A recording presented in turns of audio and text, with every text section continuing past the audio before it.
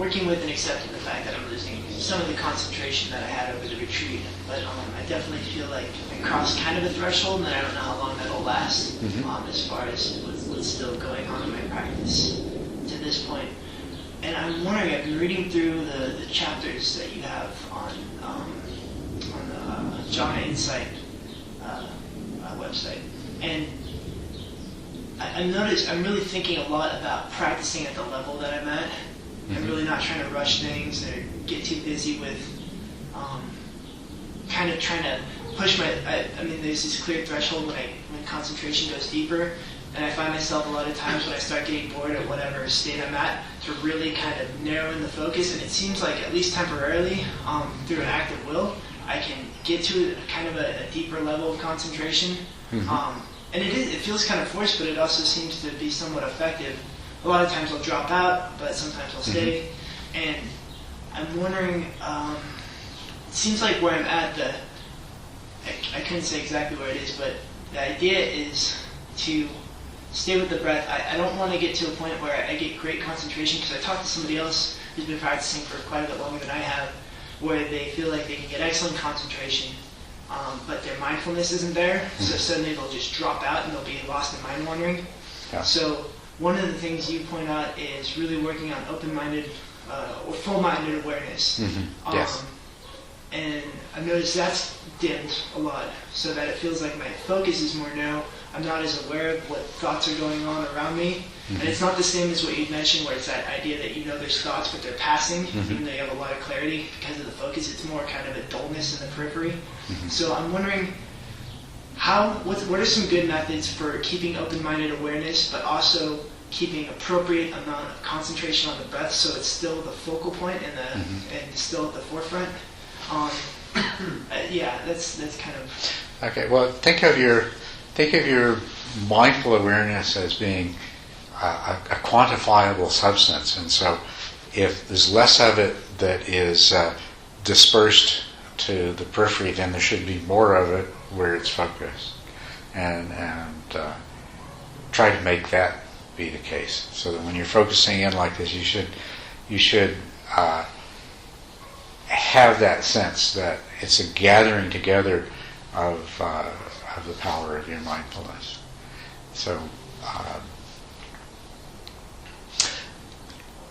the other thing is, you remember I talked to you about expanding the scope of your meditation object to be your.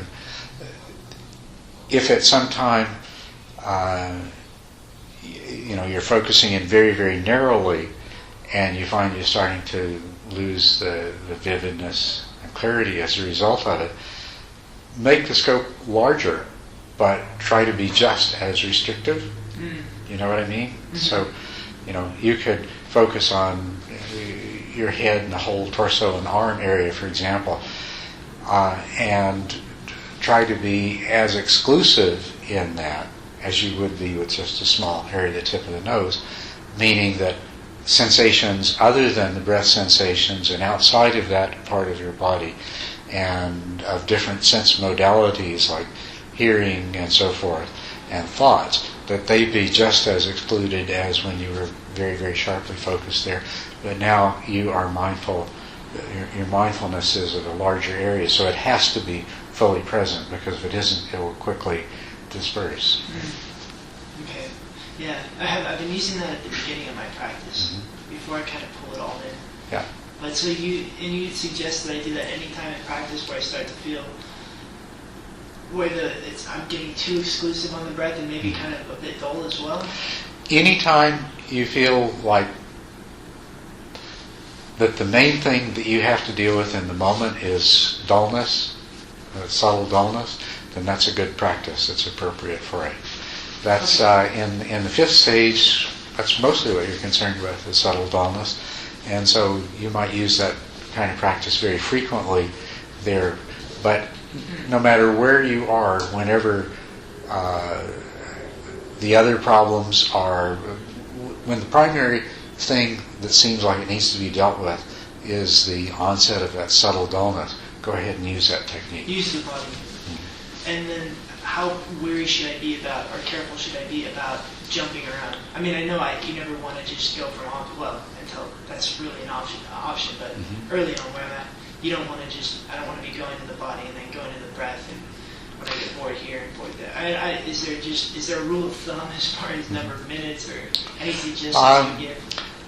In something like that, the most important thing is that before you start changing making any changes in your practice in the moment, you need to be really clear on your mental state and the reason why you're doing it. It should be crystal clear what the reason for it is, and it's not just an urge or a doubt or a feeling like, well, maybe if I do this it'll be better. If it's that, you can sense when those impulses are coming from somewhere else, and you don't want to be responding to those impulses. Okay. Yeah. The only rule of thumb is if you find yourself changing what you're doing very many times in the course of one sit, that's probably too much. Yeah. Once or twice or 3 times, maybe. 10 or 15 times, yeah.